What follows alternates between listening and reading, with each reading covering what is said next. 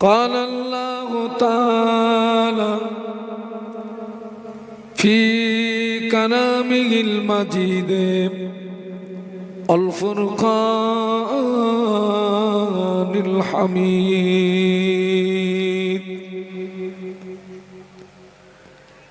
بسم الله الرحمن الرحيم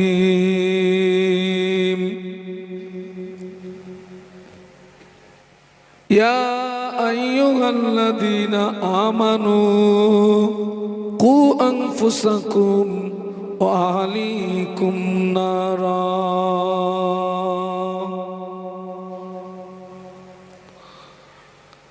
সম্মানীয় আপনাদের মসজিদের যোগ্য ইমাম সাহেব, সম্মানীয় উলামা হযরত, সম্মুখে উপবিষ্ট ভদ্র মহোদয়গণ, পর্দার আড়ালে অবস্থিতা আম্মা এবং বোনেরা, আল্লাহ পাকের দরবারে অসংখ্য শুকরিয়া, যিনি দয়া করে দ্বীন ও শরীয়তের কিছু জ্ঞান অন্বেষণের উদ্দেশ্যে পবিত্র মাহে শাবানে একটি মোতাবাররাক মাহফিলে উপস্থিত হওয়ার তৌফিক দান করেছেন।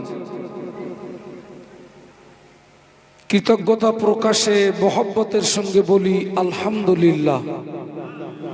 একটু সকলে আমরা একটু মহব্বতের সঙ্গে উচ্চ আওয়াজে বলি আলহামদুলিল্লাহ। বিশ্বনবীর মাজার মুকদ্দাসে জানাই অসংখ্য দরুদ এবং সালাম। অন্তরের অন্তরস্থল থেকে বলি সাল্লাল্লাহু আলাইহি ওয়াসাল্লাম। আমার খুব মনে পড়ে যে আমি আপনাদের এই মাহফিলে গত বছরে এসেছিলাম। দীর্ঘ একটি বছর পরে আপনাদের সঙ্গে আমার সাক্ষাৎ।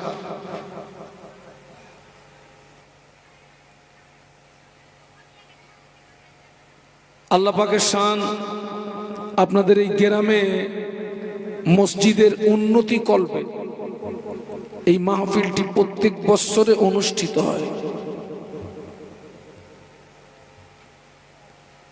দেখতে দেখতে দীর্ঘ একটি বছর অতিবাহিত হলো।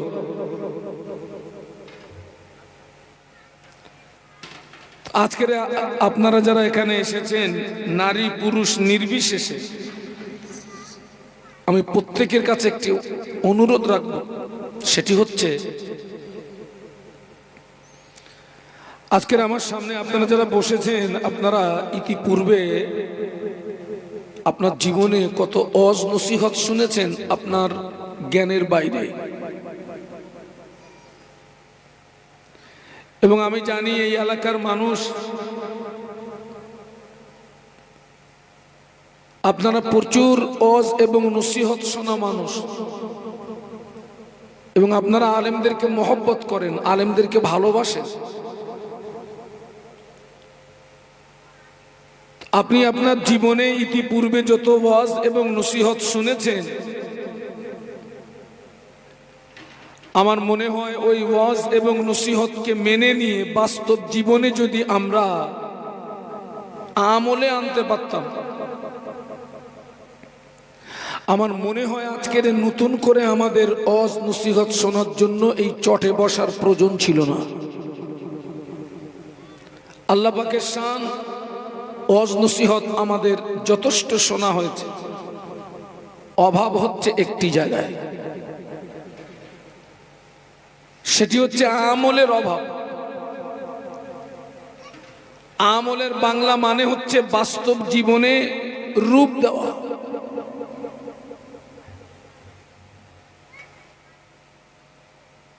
এই বেটা আমার দিকে দেখ, সারা জীবন যদি ওয়াজ শোনে, ওই ওয়াজ যদি না মানে, আপনি জেনে রাখবেন ওই ওয়াজ এবং ওই নসিহত আপনার জীবনে কোনো উপকার সাধন করতে পারে না। যারা সারা জীবন ওয়াজ শুনেছে কিন্তু মানেনি, আমলে আনেনি, আপনারা লক্ষ্য করে দেখুন তারা সকলে ক্ষতিগ্রস্ত, তারা সকলে ধ্বংস হয়ে গেছে, বরবাদ হয়ে গেছে।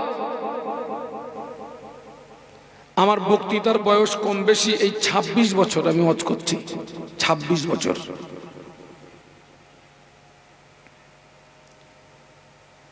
আমি যখন নতুন যখন আমি এই ওয়াজ মাহফিলের জগতে আসি, আমি তখন দেখতাম আলেম ওলামার প্রতি মানুষের একটা মহব্বত, একটা ভালোবাসা আলাদা ছিল। ওয়াজ নসিহতের প্রতি মানুষের একটা টান আলাদা ছিল। এখন দেখছি আস্তে আস্তে সেই জায়গাগুলো কিন্তু ভাটা পড়ে যাচ্ছে। আগে গ্রামে একজন আলেম আসলে মানুষের ভিড় জমতো। কি বাবা মুরব্বীরা, গ্রামে যদি ফুরফুরা শরীফের একজন হুজুর আসতেন, সেই গ্রামে মানুষের ভিড় লেগে যেত। এখন কি সেই জিনিসটা আর আছে বাবা? না।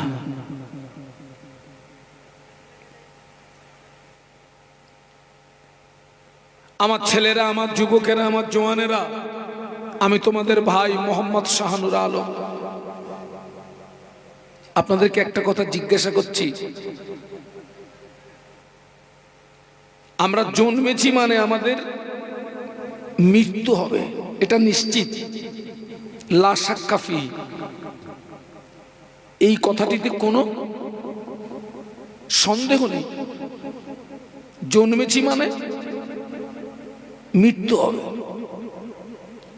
সেটা আজও হতে পারে, কালও হতে পারে, পরশু হতে পারে।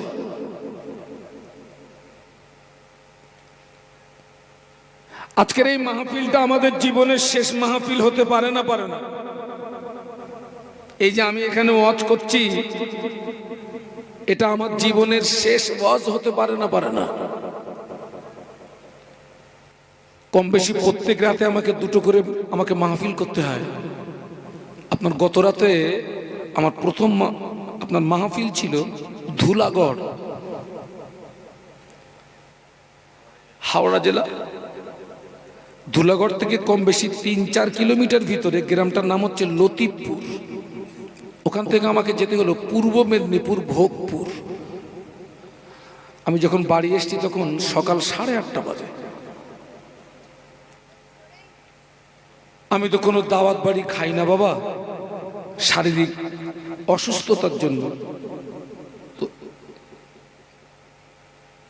প্রথম মাহফিলে যখন আমি আপনার বক্তব্য রাখছি, হঠাৎ একটা ফোন আসলো। ফোনটা আমাকে করলো মুম্বাই থেকে। ছেলেটার বাড়ি হচ্ছে হুগলিতে, সোনার কাজ করে, মুম্বাইতে থাকে। ফোনটা রিসিভ করলাম, আমাকে বলছে হুজুর। আমি বললাম ভাই আমি তো স্টেজে আছি। বললো একটুখানি কথা বলবো। বললো হুজুর আমার বড় দুলা ভাই, উনি হঠাৎ করে স্ট্রোক হয়ে গেছে, আরজি করে ভর্তি নেয়নি, মেডিকেলে ভর্তি নেয়নি। তো হুজুর আপনি একটু খাস করে দোয়া করে দেবেন, আল্লাহ পাক যেন ওনাকে সুস্থতা দান করেন, আর অন্তত ট্রিটমেন্টের জন্য একটা রাস্তা আল্লাহ করে দেন। আল্লাহ রসুল বলেছেন মুসাফিরের দোয়া কবুল হয়, সুবহানাল্লাহ বলুন। তো আমি তখন তো মুসাফির হালাতে, স্টেজ থেকে নামার আগে ভাইদেরকে দোয়া করলাম। আল্লাহ পাকের শান, এখন তার ট্রিটমেন্ট হচ্ছে মেডিকেলে। আমি কথাটা জন্য বললাম, যে গ্রামে মাহফিল হয় ওই গ্রামের সব মানুষ কিন্তু মাহফিলে আসতে পারে না। অনেক মানুষ কঠিন কঠিন রোগে আক্রান্ত হয়ে, কেউ হসপিটালে, কেউ নার্সিংহোমে, বাড়িতে কান্নাকাটি করে। এক এক রোগের কষ্ট এক এক রকম। আল্লাহ পাক আজকের আমাদেরকে দয়া করে সুস্থ রেখেছেন।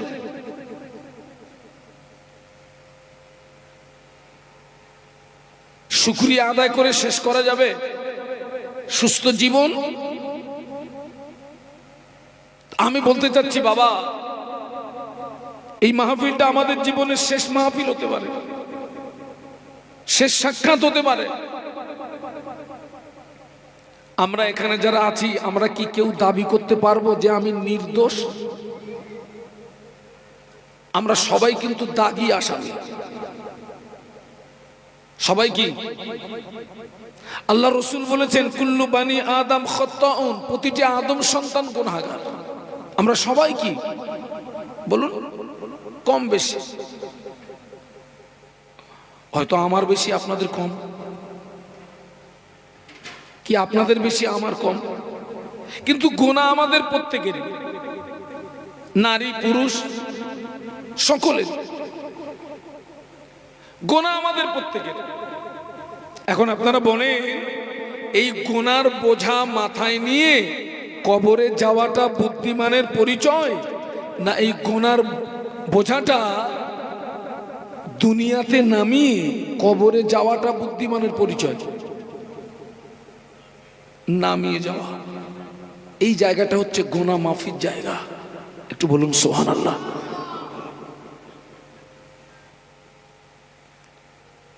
এই জায়গাটা হচ্ছে জীবন পরিবর্তন হওয়ার জায়গা, জীবন সংশোধন হওয়ার জায়গা।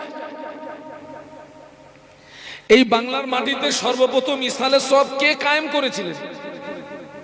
আমার ফুরফুরা শরীফের মুজাদ্দিদে জামান আলা হযরত পীর আবু বকর সিদ্দিক রহমতুল্লাহ আলাইহি 21, 22, 23 ফাল্গুন যে ইসালে সওয়াবে আমরা হাজির দিয়েছি, আমাদের আব্বাজিরা হাজির দিয়েছেন, আমাদের দাদুজিরা হাজির দিয়েছেন।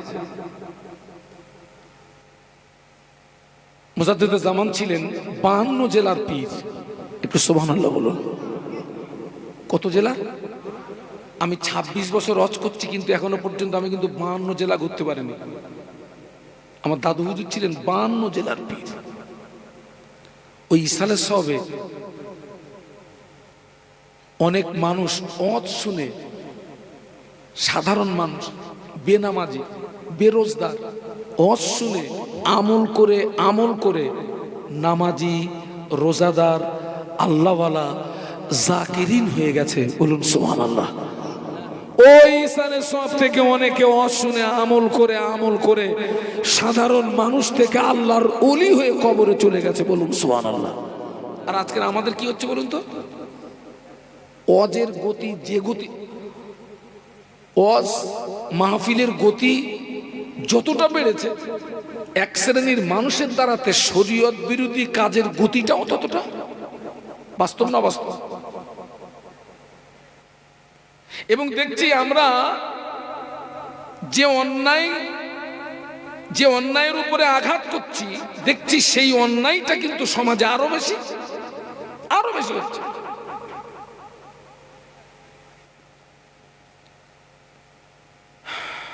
অতএব ভালোবাসার পরিচয় দিয়ে বলছি, এই মাহফিলটাকে শেষ মাহফিল মনে করে আমাদেরকে এখান থেকে সংশোধন হয়ে নতুন জীবন নিয়ে বাড়ি ফিরতে হবে। কারণ আগামীকাল সকালটা জীবিত অবস্থায় সকাল হবে কোনো গ্যারান্টি নেই। আপনি আগামীকাল সুস্থ থাকবেন কোনো গ্যারান্টি নেই। এখান থেকে আমাদেরকে নতুন জীবন নিয়ে বাড়ি ফিরতে হবে। আমাদের আদি পিতা আদম আলাইহিস সালাম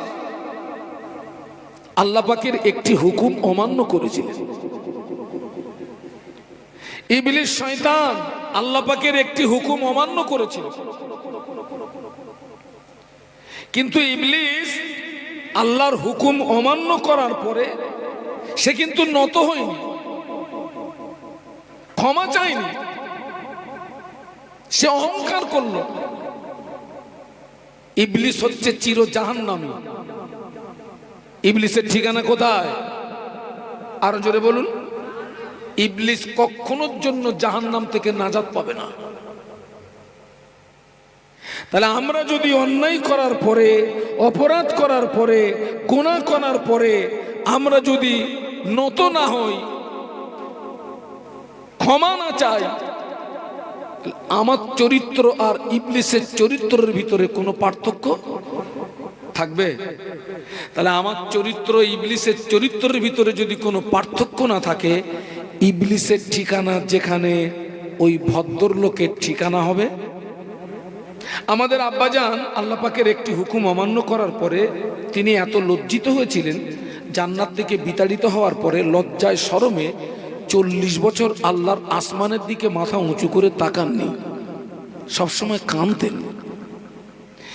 একটা হুকুম অমান্য করার কারণে 300 বৎসর মতন্তরে 350 বছর রোনাজারি করার পরে আল্লাহ পাক তানার দোয়া কবুল করলেন এবং আল্লাহ পাক তানার লজ্জাকে মাফ করে দিয়ে পুনরায় আবার তার মনোনীত বান্দা হিসাবে আল্লাহ কবুল করে নিয়েছিলেন। জোরে বলুন, আরো জোরে বলুন। তাহলে আমি সেই আদমের সন্তান, আমার উচিত আমার পিতার চরিত্র যেন আমার ভিতরে থাকে, তবেই তো আমি বাপ কা বেটা, তবেই তো আমি বাপের যোগ্য সন্তান। আমরা জীবনে কত অন্যায় করেছি, কত অপরাধ করেছি, কটা দিন কেঁদেছি, কটা দিন ক্ষমা চেয়েছি। বাবা সারা জীবন তো হই হই করে গেল। আল্লাহ পাক কোরআনে বলেছেন ফালইয়াদহাকু কলিলান ওয়ালিয়াবকু কাসীরা। আল্লাহ বলেছে বান্দা হাসবি কম, কাঁদবি বেশি। হাসো কম, কাঁদো বেশি। আচ্ছা আমরা কি করি?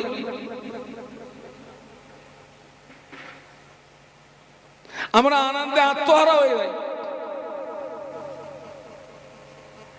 আপনি জানেন আপনি যত বেশি হাসবেন আপনার দিলটা মরে যাবে, অন্তরটা মরে যাবে। আল্লাহর ভয় থাকবে না, কবরের ভয় থাকবে না, হাসরের ভয় থাকবে না, সিরাতের ভয় থাকবে না, মিজানের ভয় থাকবে না। আপনি শুকনো কাঠ হয়ে যাবেন। আর আপনি যখন কাঁদবেন আল্লাহ পাক আপনার ওই মরা দিলটাকে জিন্দা করে দেবে। আরো জোরে বলুন। আপনারা দেখেন না চৈত্র মাস, বৈশাখ মাস, জ্যৈষ্ঠ মাসে জমিন মরে যায়, ফেটে চৌচির হয়ে যায়, জমিন মরে যায়। আবার যখন আল্লাহর আসমান থেকে রহমতের পানি বর্ষণ হয় আষাঢ় মাস, শ্রাবণ মাসে, জমিনটা জিন্দা হয়ে তার থেকে সবুজ লতার জন্ম হয়। বলুন সুবহানাল্লাহ। আমার ছেলেরা, জওয়ানেরা, যুবকেরা, আব্বাজান তো একটা হুকুম অমান্য করেছিলেন, আমরা অগণিত হুকুম অমান্য করেছি।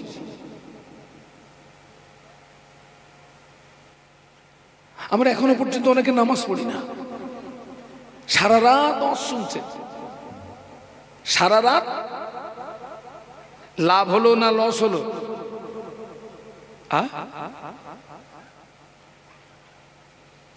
মাগরিবের নামাজ পড়েনি, এশার নামাজ পড়িনি, ফজরের নামাজ পড়িনি, ওয়াজ শুনছে। মাহফিল হলে আপনার গ্রামে সব মেহমানরা আসে, বাড়ি বাড়ি সব মেহমানরা আসে। অনেক মায়েরা স্বাভাবিকভাবে রান্না বান্না করতে হবে, মেহমানদারি করতে হবে, কিন্তু দেখা যাচ্ছে ওই মেহমানদারি করতে গিয়ে মায়ের এশার নামাজটা পড়া হয়নি। লাভ হলো না লস হলো? আজকে আপনি সমাজ লক্ষ্য করে দেখুন, অধিকাংশ জলসা কমিটির ছেলেরা নামাজ পড়ে না। এরা মনে করছে আমরা নামাজ পড়ি আর না পড়ি, বৎসরে যদি কায়দা করে একটা মাহফিল দিতে পারি তো জান্নাত নিয়ে উঠতে পারবো না। কোথায় পেয়েছিস? 11 বছর মাদ্রাসায় পড়াশুনো করেছি, নামাজ না পড়ে নাজাত পাওয়া যাবে কোনো রাস্তা খুঁজে পাইনি। তাহলে তো আমরা নামাজ কালাম পড়তাম না, শুধু সারা রাত শুধু ওয়াজই করতাম, সারা রাত।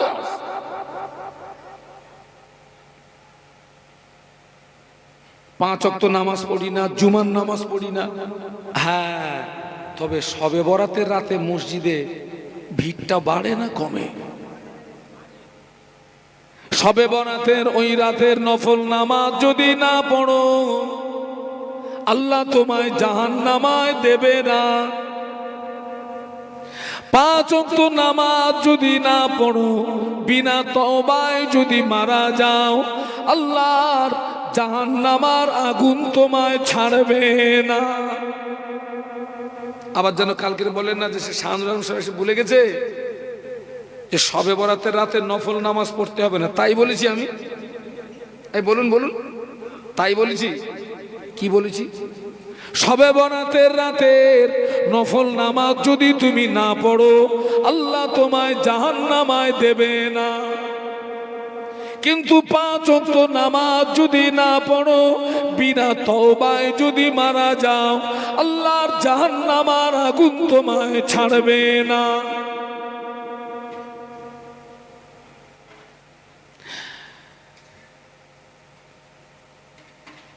তামাম পৃথিবীর জমিনে যারা আল্লাহর ওলিয়ে কামেল বান্দা হিসাবে খ্যাতি সম্পন্ন লাভ করেছেন, এনারা ফরজ, সুন্নাত, ওয়াজিব এই নামাজ ছাড়াও অতিরিক্ত তারা নফল ইবাদত করে আল্লাহর নৈকট্য লাভ করেছিলেন। বলুন সুবহানাল্লাহ। এই ফরজ, সুন্নাত, ওয়াজিব এই নামাজগুলো আদায় করে তবে নফল। আর আমি কি করছি? এইগুলোরে বাদ দিয়ে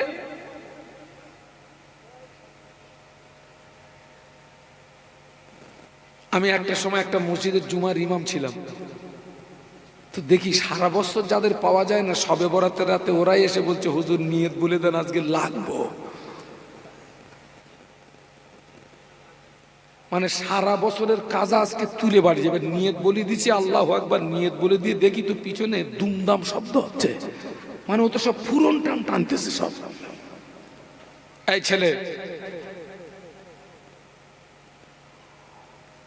ওই নামাজের কোনো দাম নেই।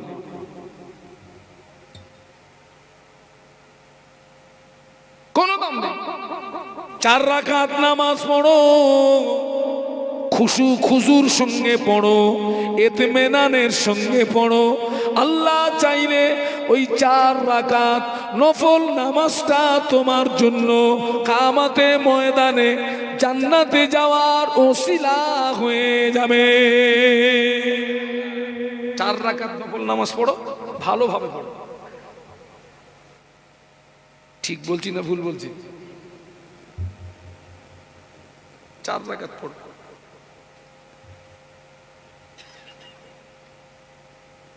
আপনাদের এই সমস্ত এলাকায় শবে বরাতের রাতে ওই হালুয়া রুটির চলন আছে বাবা? দেবেন, হালুয়া রুটি করবেন, সবরে সানির নিয়াতে মানুষকে দেবেন, অসুবিধা নেই। সবরে সানির নিয়াতে আপনি দিতে পারেন হালুয়া রুটি। তবে মায়েদেরকে বলবো, হালুয়া রুটি আজও করা যাবে, কালও করা যাবে, পরশু করা যাবে, কিন্তু শবে বরাতের রাতটা একদিনই। আপনি কিন্তু তারপরের দিন শবে বরাতের রাতটার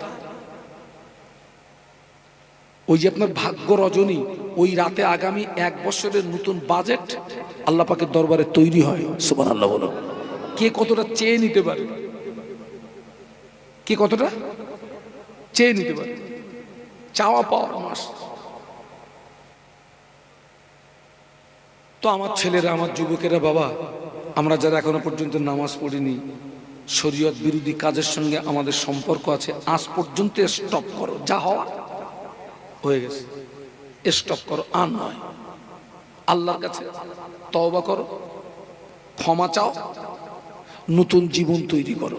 মায়েদেরকে বলছি, মায়েরা, আপনি জীবনে নামাজ পড়েননি, আপনি রোজা রাখেননি, শরীয়ত বিরোধী অনেক কাজ করেছেন, শরীরটাকে পরপুরুষ থেকে আপনি পর্দা করেন, যা হওয়ার হয়ে গেছে, আজ পর্যন্ত স্টপ করুন। এই মাহফিলটাকে জীবনের শেষ মাহফিল মনে করে আজ পর্যন্ত স্টপ করুন, তওবা করুন।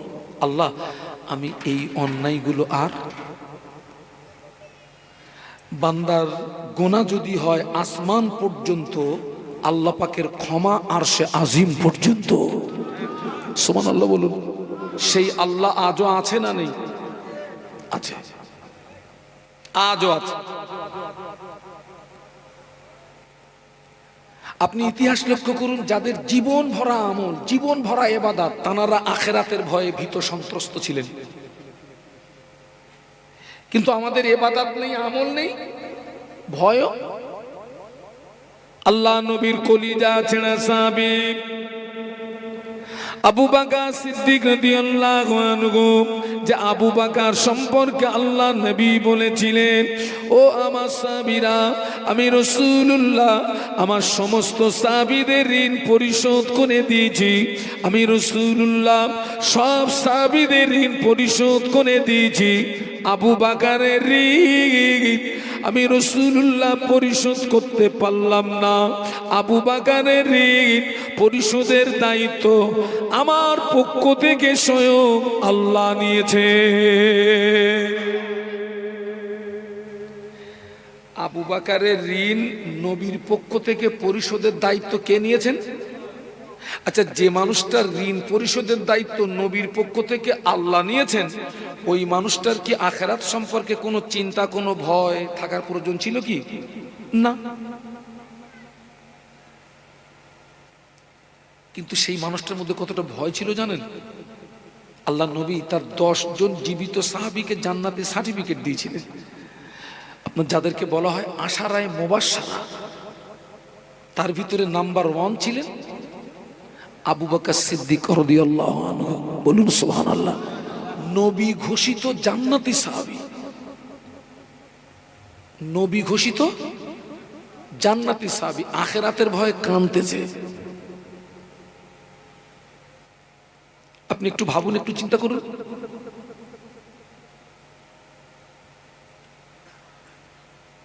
আল্লাহ নবী শুধু একদিন বলেছিলেন, আবু বকর জানো আমি না বেশি দিন মক্কায় থাকতে পারবো না। আবু বকর, মক্কার কুফারে কুরাইশদের জুলুমে অত্যাচারে অচিরাত এই মক্কা ছেড়ে দিয়ে আমাকে মদিনায় চলে যেতে হবে। তো আবু বকর তুমি একটা কথা মনে রেখে দিও, আমি যেদিন মদিনাতে যাব না, তুমি ওই দিন কিন্তু তুমি আমার সঙ্গী হবে। খবরদার যেন কথাটা ভুলে যেও না আবু বকর, মনে রেখে দিও। আল্লাহ রসুল এই কথাটি যেদিন বললেন ঠিক তার 6 মাস পরে নবীর হিজরত হচ্ছে। কতদিন পরে? 6 মাস। গভীর রাতে কাফেররা নবীর ঘরটা ঘিরে ফেলেছে, মেরে দেবে নবীকে। এই যে কাফেররা নবীর ঘরটাকে ঘিরে ফেলে মেরে দেওয়ার চক্রান্ত করছে, এই দৃশ্যটা, ছবিটা আল্লাহ দেখছে না? দেখছে না? আমাদের আল্লাহ কি ঘুমায়? লা তাখুযুহু সিনাতুন ওয়ালা নাওম। বলুন সুবহানাল্লাহ। আমাদের স্রষ্টা ঘুম থেকে পবিত্র। ছেলে ওইভাবে বসতে নেই, ঘুম থেকে পবিত্র। আল্লাহ দেখতে পেয়েছেন দৃশ্যটা। আল্লাহ সঙ্গে সঙ্গে তার স্পেশাল মেসেঞ্জার শাদীদুল কুওয়া রুহুল আমিন জিবরাইল শিগগিরই চলে যাও, আমার নবীকে গিয়ে বলো এই মুহূর্তে ঘর থেকে বেরিয়ে মদিনাতে। গভীর রাত, বিশুদ্ধি রাত,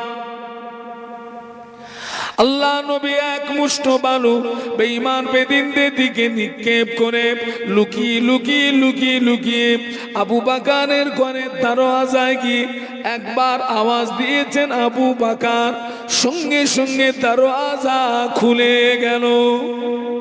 একবার ডেকেছেন আস্তে করে, জোরে ডাকতে পারছে না কোনো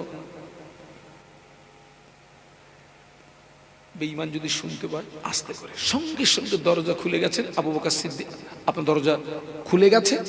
আবু বকর সিদ্দিক রাদিয়াল্লাহু আনহু আল্লাহ নবীর হাতটাকে ধরে ঘরের ভিতরে টেনে নিয়ে বন্ধ করে দিলেন। আল্লাহ নবী দেখছেন আবু বকর সিদ্দিক একদম ব্যাগেজ ল্যাগেজ নিয়ে মাথায় নিয়ে তৈরি, রেডি। আল্লাহ নবী, আবু বকর আমি আজকে রাজবে তুমি কি করে জানতে পারলে বলো তো? তুমি যে একদম তৈরি, প্রস্তুত।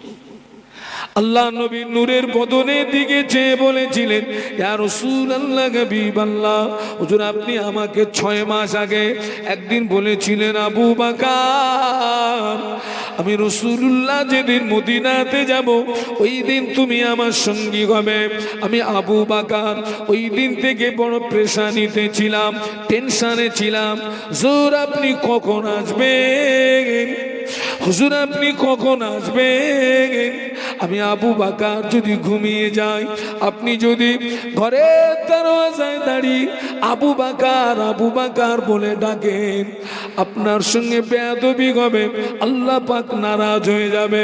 এই কথা মনে করে আমি আবু বকর আপনার ইন্তজারে 6 মাস ঘরের দরওয়াজায় দাঁড়িয়ে দাঁড়িয়ে রাত কাটিয়ে দিয়েছি।